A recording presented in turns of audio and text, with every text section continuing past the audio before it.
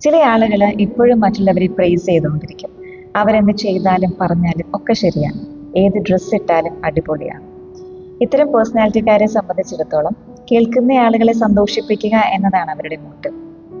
അതിന്റെ കാരണങ്ങൾ മറ്റുള്ളവരുടെ അംഗീകാരം നേടുക, എപ്പോഴും ആളുകളെ പ്ലീസ് ചെയ്ത് സംസാരിക്കുക, അങ്ങനെ ഒരു ഗുഡ് നെയിം ലിസ്റ്റിൽ കയറി പറ്റുക, ഒരു തർക്കത്തിന് യാതൊരു കാരണവശാലും ഇഷ്ടമില്ലാത്ത ആളുകൾ.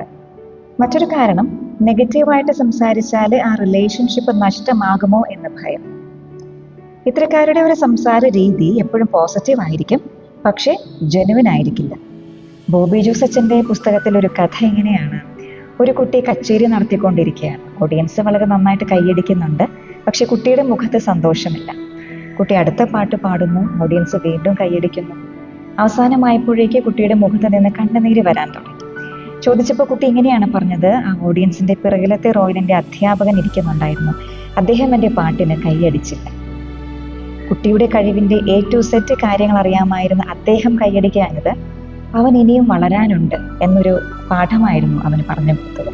അത് ആ കുട്ടിക്ക് മനസ്സിലാവുകയും ചെയ്തു. It's a blessing to have someone in our life to point out our flaws. Thank you.